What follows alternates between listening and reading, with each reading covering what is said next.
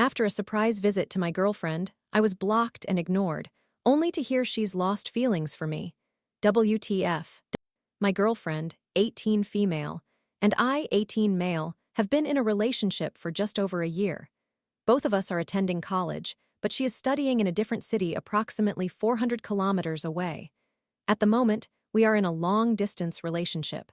To be honest, our relationship has experienced numerous highs and lows. We argue frequently and hold differing views, but we do not effectively resolve our conflicts, leading to repeated issues. Often, these disagreements are not even worth the effort, resulting in nothing but draining our energy, wasting our time, and leaving us both exhausted.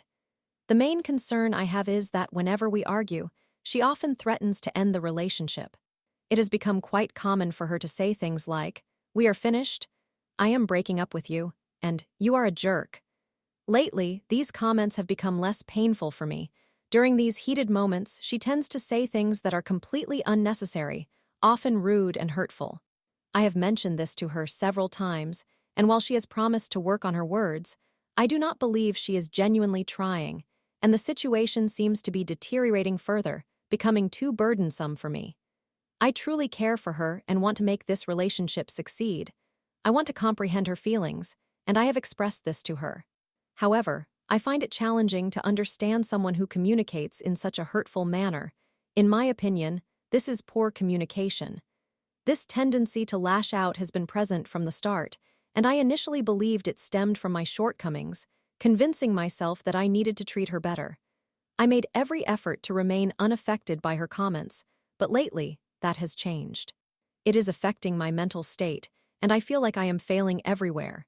Her insults have become very personal and severe, and my self-esteem has taken a significant hit. Consequently, I often react defensively in an attempt to protect myself from feeling like the one who is always at fault. Whenever I do make mistakes, or even when I don't, I sincerely apologize and take responsibility. However, I feel that she does not forgive me and instead holds grudges against me. This has been mentally exhausting, and I feel like I have lost a part of myself in the process. Here are a few examples of her comments. There are additional personal remarks beyond these. A. "We are finished here," followed by a message expressing gratitude but stating we would end things. B. "You are not the only one for me in this world. I deserve someone better." C. "Leave my life. I have torn up the letters you gave me." D. "Don't forget I stayed with you despite your issues. I should have found someone else here," referring to her current location. E. "My male friends treat me better than you do. I will find a more mature partner." To give you a little context, we are both from the same city. The first 6 months of our relationship were not long distance. She is now in another city 400 kilometers away for her studies. She still visits during holidays and special occasions. She was present for around 10 days during a major festival, but I was only able to spend about 4 days with her because I was traveling abroad with my family for a trip. It was also my father's 50th birthday. She was understandably upset about this, but gradually it escalated into a significant argument, and I had to assure her that my prior commitments could not be changed. Unfortunately, I ended up feeling detached and did not enjoy my trip at all. In another instance, she stayed for a month during her semester break, but I needed to attend a cadet program camp for 10 days out of the 30 she was there. My college sent me to the camp without any breaks from studies, making it mandatory for me. Another major disagreement arose about this, and she eventually accused me of never making time for her, which I do not believe is accurate. Currently, she feels as though I do not devote time to her, which is not true. Now that she has returned to college and is residing in a hostel, both of us are occupied with our respective commitments, and we don't have as much free time together as we once did. She blames me for the lack of time spent together, yet she has also been busy recently. We struggle to find alone time because her friends frequently come around, and I do not mind, but it limits our interactions. She also needs to manage her college responsibilities, laundry, and other tasks. I usually finish my day by 10:30 p.m. at the latest, and all I do afterward is attempt to talk to her. However, by 1 a.m., both of us are too drained to engage in meaningful conversation. I feel that I fail to communicate my love for her. Even when I make a strong effort and wait up for her, I often receive responses like, "I never requested you to wait for me," or go to sleep, I know it is more important for you. At times, I even fall asleep while waiting for her. Just to add, I am currently an athlete representing my country in the under 21 category, and I have a league match abroad in a week. I informed her that during these 2 months, January and February, I wouldn't always be able to stay up late since I need rest, an arrangement she initially accepted. Although we are both busy, I enjoy my own company and frequently check in on her to ask about her day and whether she has eaten. I feel bewildered by how this has turned into me being accused of not making time for her. I did try to adjust my schedule to make more time for her while she remained focused on her studies, which has led to me feeling unproductive and guilty for neglecting my own commitments. Additionally, I once asked her if she could show me a little more appreciation. I was met with the response, "I don't want to be loved only if I reciprocate, I want to be loved for who I am." I apologize for wanting some recognition. I thought appreciation was essential for nurturing any relationship. Recently, I reviewed our older messages and noticed I have been compared to others. It is similar to the points I notated earlier. A. You are no better than her ex's name.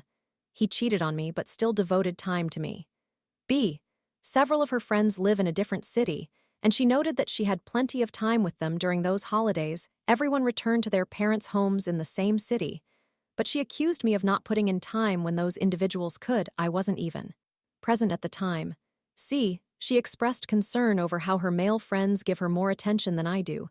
D. She texted another guy late at night with a "hey," and claimed that he probably cares more than I do. She stated that I haven't put in any effort since October 2024.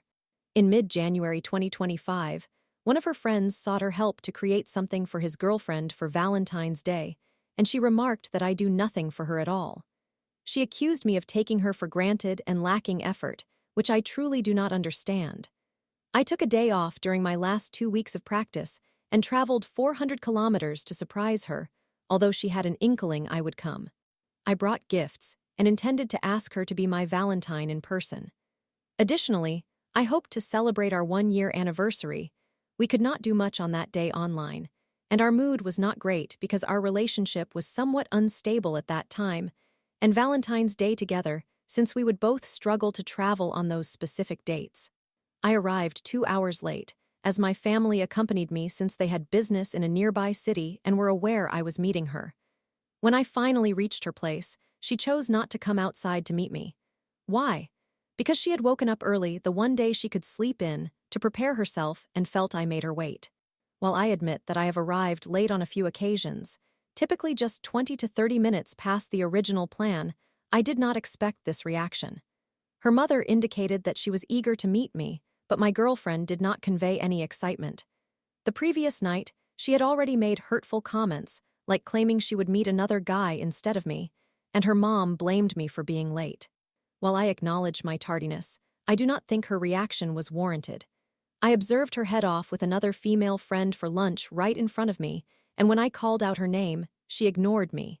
Later, her entire friend group came over to have lunch, leaving me hungry throughout the day. I had assumed we would eat together, but that did not happen.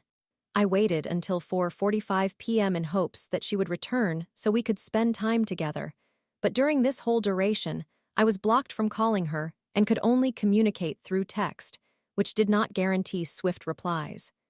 Eventually, I learned she went to the beach, which had initially been our plan, located 20 kilometers away with her friends. After walking a significant distance, I found her, only for her to respond sarcastically, lash out, and scream at me in front of her friends. She stated that I am consistently a problem in her life, that she has lost her feelings for me, and drew comparisons with her friends who are in new relationships, proclaiming, "Look at how happy they are." She insisted she would be better off without me, as those individuals made her feel more valued and included compared to my presence. The day did not end positively, and I walked back alone to my hotel room on the beach. She later came to see me as I was leaving for the city, feeling guilty, but nothing substantially changed between us. She has expressed that she would not offer support because I juggle too many responsibilities and struggle with management. I don't fully agree with this assessment. She indicated that she wanted someone who could provide something extra at most and be emotionally present for her. I have been there for her almost every time. I informed her of all my plans beforehand, yet she still expressed discontent. During her voluntary internship, she worked a 13-14-hour shift, and when she returned, I aimed to be supportive and not overwhelm her. However, whenever I focus on my own life, I frequently hear criticisms such as, "You are not doing this, look at them. We should end this relationship when you can't even manage your priorities." According to her, here are the mistakes I have made. 1. I often fall asleep without informing her, which I have attempted to rectify. I made progress at one point, but it has proven challenging, as I am sometimes unaware of when I drift off. Initially, I thought it was due to not saying good night, but it has escalated to not staying up for her equals lack of effort. She perceives this as disrespectful, having repeatedly requested me not to do it, but it is a natural occurrence for me too. She claims I do not put in sufficient effort or time. I genuinely cannot comprehend this notion. 3. She believes I failed to defend her during a misunderstanding. The situation was entirely misinterpreted. My parents know her as a good friend. When she visited my home, my mother made tea but awaited her confirmation. Afterward, she accused my mother of being in the wrong for not providing her with water, when in truth, she was simply waiting. 4. There are other minor grievances where I remain oblivious to any wrongdoing on my part. While I fully acknowledge I may have made significant errors as well, I wish to discuss this matter calmly. However, how can one engage in conversation with someone easily triggered by my words? I am unable to physically comfort her, as it tends only to escalate her anger. I feel lost. I do not mean to portray myself as the one who is right. I understand I could have made mistakes that hurt her, but these experiences weigh heavily on me. I have recently changed my perspective on this situation. What if the roles were reversed? She would refuse to tolerate my behavior, correct? Relationships are reciprocal, in my opinion. I have communicated this to her, yet she claimed I am cornering her. At times, I feel unable to express my thoughts honestly and share what I believe. It makes sense to me, and I wish to articulate it, but I must carefully consider each word before speaking. If I were to express myself poorly, I should understand not to phrase it that way. What about the hurtful comments she makes? She has stated she will inform my mother that she has raised a disrespectful son.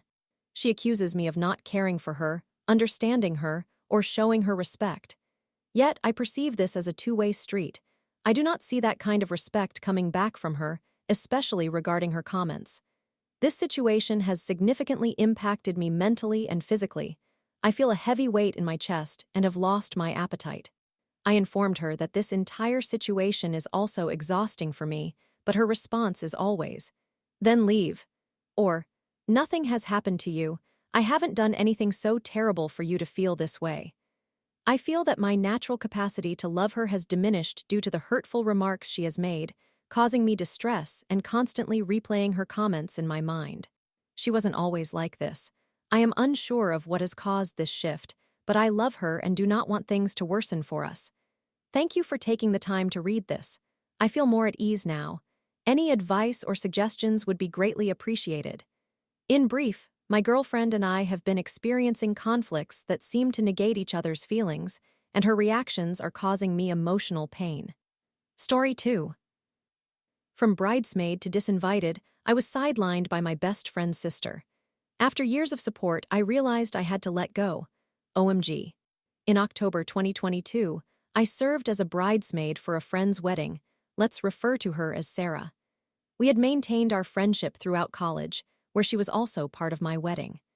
When Sarah invited me to participate in her wedding, my husband and I were attempting to conceive, so I cautioned her that I might be less enthusiastic and unable to commit fully if I became pregnant. Sarah was completely understanding about this. It's worth noting that Sarah is a few years younger than I am and is the youngest child in a well-off family, creating a noticeable gap in our levels of maturity. However, this has never led to any conflict or negativity, as Sarah is a remarkably kind individual. I mention this to emphasize that we are currently in very different life stages. In August 2021, I found out I was pregnant after experiencing severe illness before even missing a menstrual cycle. I suffered from hyperemesis gravidarum throughout my pregnancy. I was lucky to have an employer who allowed me to work from home due to the severity of my illness, which was quite alarming for my colleagues during the pandemic. I had to stop taking my prescription medication for attention deficit disorder fairly quickly, which was challenging. A few weeks later, the bridesmaids gathered to try on dresses. I was late to that mid-morning appointment after sleeping in. When I joined the group, I explained to Sarah in private, as I wasn't ready to announce my pregnancy yet, that I was expecting and was often fatigued, had to stop taking my long-time stimulants, and was putting in extra hours to prepare for my upcoming leave from work. My fellow bridesmaid was very understanding, but her sister audibly scoffed, rolled her eyes, and stormed away. Sarah later explained that her sister was struggling to conceive and was feeling emotional about it.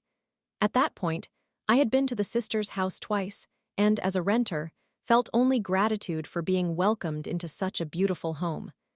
I recognized that owning a home and having a baby are entirely different experiences, and as someone with endometriosis, I could empathize with her fears. Additionally, the sister is quite assertive and tends to lack emotional regulation, so I learned to take her reactions with a grain of salt. During the rest of the wedding events, I wore loose clothing and refrained from discussing my pregnancy. I even went so far as to bring an overnight pad for when I experienced urinary incontinence due to vomiting. Remember, I had hyperemesis gravidarum and would avoid eating before events so no one could hear me retching. Sarah is generally quite easygoing, while her sister, who was also the maid of honor, began to make numerous changes and impose demands on Sarah in her capacity as maid of honor.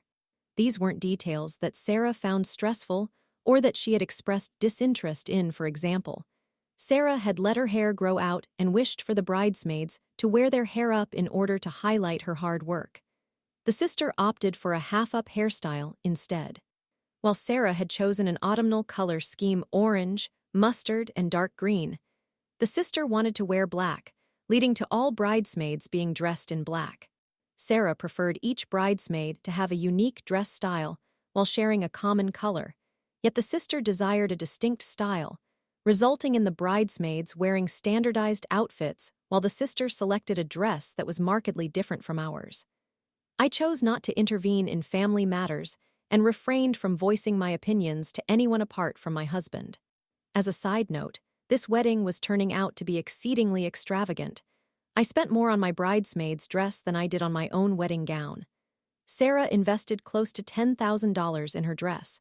She and her fiancé sold their house and moved into her mother's basement to fund the wedding, in addition to her parents covering a considerable portion of the costs. At one point, Sarah confided in me that she felt distressed upon suspecting that her fiancé was sending inappropriate messages to another woman, although she tried to convince herself that she hadn't seen the whole conversation. I offered her support, affirming that I would stand by her regardless of the actions she chose to take, be it something major or just a casual dinner and a chance to vent. She opted for the latter, and during our conversation, I learned a few significant details. 1. Her fiancé was making derogatory remarks about her body and what he would alter. 2. He held extremely conservative views and desired to have many children, while Sarah is progressive and wants none. 3. Sarah's sister was chastising Sarah and her fiancé for not tidying up their parents' house to meet the sisters' and mother's expectations. I listened to Sarah and validated her feelings, agreeing that all of these issues were terrible and that she was an incredible person. Most of my feedback was generic since I didn't wish to get caught up in family dynamics or an engagement, yet I made it clear that she shouldn't have to tolerate such behavior. We ended our time together on a positive note. In November 2021, I reiterated to Sarah that I could serve as the designated driver for her bachelorette party before my child was born, but afterward, my due date is in June, I would be unable to commit to gatherings for a couple of months. I wanted her to understand that if I couldn't attend after my baby arrived, it wouldn't be something to take personally. Sarah was eager and expressed her desire to have me as the designated driver before the birth. As spring approached, her sister proposed we contribute financially for an Airbnb for a bachelorette party weekend in mid-July.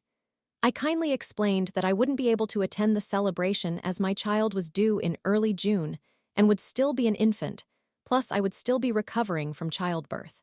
I didn't disclose that my husband has seizures triggered by sleep deprivation, making it unsafe for us to attend. However, the reality of my family obligations during maternity leave was not open for debate or discussion.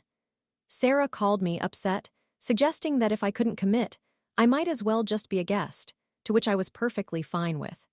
I mentioned that if she wanted to buy back my bridesmaid's dress, David's bridal could easily reorder a new size for me if needed, allowing her to replace me with another bridesmaid if necessary. I showed up at her house to return the dress, and she appeared emotional. I was nearing the end of my third trimester while comforting her, but it was okay, and I reassured her that I never became her friend with the expectation of being in her wedding. I acknowledged that we were in different life stages and that this was acceptable. Sarah began to cry, expressing that her sister was being particularly overbearing and that she genuinely wanted me to participate in the wedding. To be honest, I was somewhat dreading that prospect, but I took my dress home and went about my life. After I gave birth, I visited her with my baby, and we genuinely enjoyed each other's company. The bachelorette party was held a short distance from where everyone lived, allowing me to drop in for an hour or two to greet everyone and wish them well before they went bar hopping. 2 days later, the group chat erupted with the message, "Well, it's not a bachelorette party unless someone caught COVID." I was home with a newborn and found that tone deaf, but since they contracted COVID while out, I let it slide. On the wedding day, I learned we were expected to arrive by 7 a.m. to prepare for a 3 p.m. ceremony, which upset me. I was still trying to breastfeed during a formula shortage, making a full day apart from my baby less than ideal. Now, I had to secure my large nursing breasts into a very low-cut dress, while the maid of honor wore a more conservative and unique dress, which, while unrelated, didn't sit well with me regarding the difference. I later discovered from another bridesmaid at the reception, which began at 7 p.m., meaning I was away from my baby for over 12 hours, as it was also a kid-free wedding, that Sarah's sister had discussed removing me from the wedding party with the other bridesmaids. I refrained from asking for more information because this was during pre-wedding photos. I had a commitment to uphold, and I was fuming. I had endured quite a bit throughout the wedding process. I had acted graciously throughout my entire pregnancy, and yet this woman was angry for what reason? I was pregnant or prioritizing my family obligations, while also communicating these needs to the bride and negotiating my priorities. I didn't hold any anger towards Sarah. I understood she was quite passive and didn't want to navigate any conflicts her sister had with me. I simply couldn't expect her to choose between me and her sister, and there was no way I could feel genuinely pleased for anything in her sister's life when they shared such a close relationship. At that moment, I realized that our friendship was likely over. I remained silent about the situation, because frankly, someone like her sister would never take responsibility, and I didn't want to jeopardize Sarah's wedding, and positioned myself at the far end of wedding photos as an act of kindness to Sarah, so she could easily edit me out if she chose. Throughout the entire wedding, I felt isolated and uneasy, having felt marginalized while needing to conceal my circumstances every time we were together around her sister due to fear of her hostility. My husband arrived for the last hour, and we left at 10 p.m. after the reception concluded, giving ourselves a chance to say goodbye to Sarah. That wedding occurred in October 2023. Sarah and I exchanged 2 text messages in May, one from me and her reply. I limited my social media contacts in October 2023, believing that if someone didn't bring me joy, it was best to remove them. Most of those I removed were not involved in drama. They were merely people I knew peripherally or did not know at all anymore. During this time, I learned that Sarah's sister had undergone IVF and was now expecting. Honestly, each time I came across news about her, it caused me unhappiness. I unfollowed both Sarah and her sister. To be clear, I had only spoken to Sarah once in a year, so for those reasons, I decided to remove her. In reality, I felt no anger towards her. I had came to terms with the fact that we were at different points in our lives, which was perfectly acceptable. I am married with a child and have no one to rely on. I appreciate that she has the luxury of taking her time, maturing, and depending on her parents. In November, I received a message from Sarah expressing her disappointment at being removed from my social media. I made no mention of her sister or how her sister's treatment or manipulation of the bridal party affected my feelings. Below are the details of our conversations. I recognize that this situation was not Sarah's fault. It's clear from the complete lack of communication over the past year that our paths have diverged, and I don't perceive any healthy way forward. I see no value in arguing about it, and I am puzzled as to why she was surprised or why she expected an invitation back into my life. It felt as if her message was intended to provoke conflict and assign blame to me. Some relationships last for a time and change as people move in different directions, which I believe is the most gracious way to interpret what has transpired. Am I the antagonist in this situation? Story 3. OMG. I tried to support my friend's wedding, but her sister's sabotage turned me into the unwanted bridesmaid while I was pregnant. In October 2022, I took on the role of bridesmaid for a friend's wedding. Let's refer to her as Sarah. We had maintained our friendship throughout college, and she had participated in my own wedding. When she invited me to be part of her big day, my husband and I were attempting to conceive, so I mentioned that my involvement might be less thrilling, and I might not be able to participate as fully if I ended up pregnant. Sarah was understanding about this. It is worth mentioning that Sarah is a few years my junior and is the youngest child in a wealthy family, which creates a slight adulting maturity gap between us. However, this has never caused any conflict or negativity, as Sarah is genuinely kind, and I bring this up to highlight the contrasting stages of our lives later in the narrative. In August 2021, I learned I was expecting, having experienced severe illness even before missing a period. I endured hyperemesis gravidarum throughout my entire pregnancy. I was lucky to have a supportive employer who allowed me to work from home due to the severity of my illness, which was unsettling for my colleagues during a pandemic. I had to discontinue taking my prescribed medications for attention deficit disorder rather swiftly, which was challenging. A few weeks later, the bridesmaids gathered to try on dresses. I arrived late to that late morning appointment because I had overslept. I hurried to join the group, and after explaining to Sarah privately, as I wasn't ready to publicly share my pregnancy, that I was expecting and constantly exhausted, had stopped my long-time stimulant medication, and was putting in extra hours to prepare for taking leave from work, my fellow bridesmaid was very understanding. However, her sister reacted dramatically, scoffing, rolling her eyes, and storming off. My friend clarified that her sister was struggling with infertility and was quite emotional about it. At that point, I had visited the sister's home twice and, as a renter, felt nothing but gratitude for being welcomed into such a lovely residence. I understood that owning a home and having a baby were completely different endeavors, and dealing with endometriosis allowed me to empathize with the underlying fears. Additionally, the sister has a strong personality and often struggles with emotional regulation, so I approach her behavior with caution. During the subsequent wedding-related gatherings, I opted for loose-fitting clothing and avoided discussing my pregnancy. I even resorted to bringing an overnight pad for when I struggled with vomiting due to my condition, and skipped meals beforehand to prevent anyone from hearing me retch. Sarah is relatively easygoing, while her sister, who also served as the maid of honor, took it upon herself to alter many details and impose demands on her sibling in the name of being the maid of honor. The changes were not about Sarah being overly stressed or unwilling to handle minor aspects, but rather her sister disregarded Sarah's wishes. For instance, although Sarah had worked hard to grow out her hair and asked the bridesmaids to wear theirs up to showcase it, her sister chose to wear her hair half up. Sarah envisioned an autumn color palette, orange, mustard, dark green, but her sister insisted on wearing black, leading to all bridesmaids donning black dresses.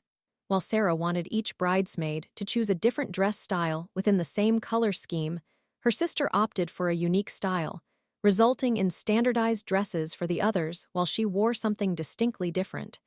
I decided to remain neutral and said nothing to anyone besides my husband. As a side note, the wedding became increasingly extravagant. I found myself spending more on my bridesmaid dress than I had on my own wedding gown. Sarah allocated nearly $10,000 to her dress, and she and her fiancé sold their home to move into her mother's basement to fund the wedding, along with her parents covering a significant portion of the costs. At one point, Sarah confided in me that she suspected she had caught her fiancé sending inappropriate messages to another woman, although she convinced herself she had not seen the entire conversation. I remained supportive, assuring her I would be there for whatever she needed, be it something significant or simply a chance to vent. She opted for the latter, and during that conversation, I learned several distressing details. 1. Her fiancé was making hurtful comments about her body and suggesting changes he wanted to see. 2. Her fiancé has extremely conservative views and desires a large family, while she is progressive and does not want children. 3. Sarah was being criticized by her sister for not cleaning up their parents' house to the satisfaction of her mother and sister. I listened to her and affirmed that her feelings were valid, recognizing how awful those situations were and emphasizing her worth. Most of my responses were quite general since I wanted to avoid interjecting myself between family dynamics or in her engagement, but I clearly indicated she shouldn't have to endure such behavior. We concluded our time together on a positive note. In November 2021, I reiterated to my friend that I could serve as the designated driver if we organized a bachelorette party before my baby was born. But after the birth, due date in June, I would be largely unavailable for gatherings for a few months. I was fine with this arrangement and simply wanted to manage her expectations regarding my attendance post-baby. Sarah was enthusiastic and expressed her desire for me to be the designated driver before the birth. As spring approached, Sarah's sister proposed that we contribute money for an Airbnb for a bachelorette weekend in mid-July. I politely explained that I wouldn't be able to attend, as my baby was due in early June and still weeks old during the party, which made recovery nearly impossible. Additionally, my husband suffers seizures from sleep deprivation, so our family schedule while I am on maternity leave could not be compromised, although I didn't share that with her. Sarah then called me upset, suggesting that if I couldn't commit to the bachelorette party, perhaps I should simply attend as a guest, a notion I was perfectly fine with. I offered to let her purchase my bridesmaid dress directly from me at David's Bridal, who could reorder a new size should my measurements change after giving birth this way. She could easily replace me with someone else. When I arrived at her home to return the dress, she appeared emotional. I was approaching my 3rd trimester, so it was understandable. I reassured her that my friendship was not based on the expectation of being in her wedding. We were in different phases of life, and that was perfectly acceptable. Sarah then began to cry, expressing how pushy her sister was being and how much she wanted me in the wedding. Honestly, at that moment, I was not thrilled by the idea but took the dress home and carried on as best I could. After I gave birth, I made a point to visit Sarah with my baby, and we genuinely enjoyed our time together. The bachelorette weekend took place only a few blocks away from where everyone lived, allowing me to drop in, say hello, and wish everyone well for an hour or two before they went out to bars. 2 days later, the group chat exploded with comments about how it wasn't a bachelorette party if everyone didn't catch COVID. Meanwhile, I was at home with a newborn and found that remark rather tone-deaf. However, since they all contracted COVID while bar hopping, I chose to let it slide. On the wedding day, I learned that we needed to arrive at 7 a.m. to prepare for the ceremony scheduled for 3 p.m. I was annoyed. Given I was still navigating nursing during a formula shortage, being away from my baby for so long was not ideal, and I had to find a way to tape my large nursing breasts into a low-cut dress, while the maid of honor sported her more conservative outfit that stood in contrast to ours. Additionally, I discovered from another bridesmaid during pre-wedding photos that Sarah's sister had discussed the possibility of removing me from the wedding party with the other bridesmaids. I refrained from asking more at that moment, as I had a commitment to fulfill and was extremely frustrated. Throughout the wedding, I swallowed my pride. I had consistently taken the high road during my pregnancy, and yet this woman seemed upset over what? My pregnancy or my prioritization of my family obligations, while also keeping Sarah informed and negotiating those responsibilities. I did not harbor any ill feelings towards Sarah. I understood she is non-confrontational and didn't want to be caught in the conflict her sister was trying to instigate with me. I refused to put Sarah in a position to choose between me and her sister, and I realized that it marked a significant end to our friendship. I kept my feelings to myself again, recognizing that individuals like the sister would never accept any accountability and would only exacerbate tensions, potentially ruining Sarah's wedding. Out of kindness to Sarah, I positioned myself at the far end of any wedding photos, making it easier for her to edit me out if she chose to. Throughout the celebration, I felt alienated and uncomfortable, especially after the earlier experiences of having to conceal what was happening in my life whenever we gathered around the sister, fearing her negative reactions. My husband joined me for the last hour, and we exited around 10 p.m. after the reception activities concluded, allowing us to bid farewell to Sarah. The wedding took place in October 2023. In May, Sarah and I exchanged 2 text messages, one initiated by me, followed by her response. I subsequently decided to cut my social media connections in half around that time, adopting a mindset that if individuals did not bring me joy, it was best to part ways. Most of those removed were not embroiled in drama, but were simply acquaintances I had lost touch with or no longer connected with. During this period, I noticed that the sister underwent in vitro fertilization and is now pregnant, which tends to leave me feeling somewhat disheartened each time her news pops up. I decided to remove both Sarah and her sister from my social media accounts. Keep in mind, I had spoken to Sarah once over the span of a year, which led me to my decision. To be honest, I was not upset with her. I had come to terms with the fact that we were at different stages in our lives, and that was acceptable.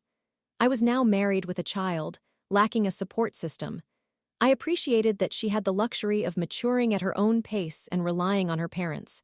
In November, I received a message from Sarah expressing her disappointment over my decision to unfriend her. I did not mention her sister, nor did I address how her sister's actions or triangulations within the wedding party impacted me. Below, you can see our actual correspondence. I recognize that Sarah was not to blame. The lack of communication over the past year has demonstrated that our relationship has shifted. I do not see a healthy path forward in this situation, nor do I understand her surprise or expectation for an invitation into my life. It felt like her message was an attempt to provoke conflict and paint me in a negative light. Some friendships have a natural duration, and people may move in different directions. I find this to be the most graceful interpretation of our situation. Am I the antagonist in this scenario? Story 4. OMG. I turn my homophobic parents into laughingstocks while they pay my real parents $25K for their abuse. Talk about revenge. Background: when I was 15, I had a father, whom I will refer to as Deadbeat Joe. Deadbeat Joe fit the mold of a typical deadbeat dad. He rarely reached out to me unless absolutely necessary and consistently avoided paying my mother child support because he despised her for leaving him and taking away his child, which he expressed in his own words. My mother, being the remarkable person she was, never spoke poorly of him and encouraged a relationship between us throughout my childhood. Although I did care for Deadbeat Joe and often wished to spend time with him, that desire was in vain because he was constantly preoccupied with various questionable women, effectively neglecting me until the rare instances he remembered he had an older son. As a result, I was raised by my mother and my stepfather, who I refer to as Dad. They genuinely loved me, and they worked diligently to ensure I was well taken care of and provided for.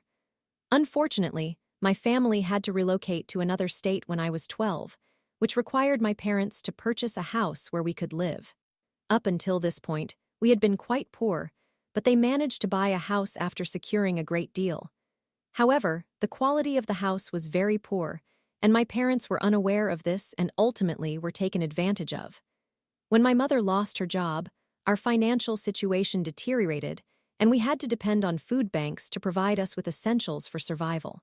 Fortunately, or perhaps unfortunately, Deadbeat Joe and his new wife, whom I will call Chris, offered to take me in, claiming they enjoyed a relatively decent standard of living, which my mother believed because she thought Deadbeat Joe didn't seem like the dishonest type.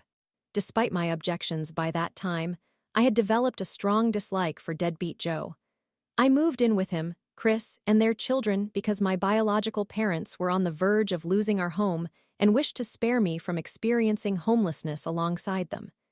At first, they were very hospitable, but after a few weeks, the situation began to change. Both Chris and Deadbeat Joe had lied. They were just as financially strapped as my parents.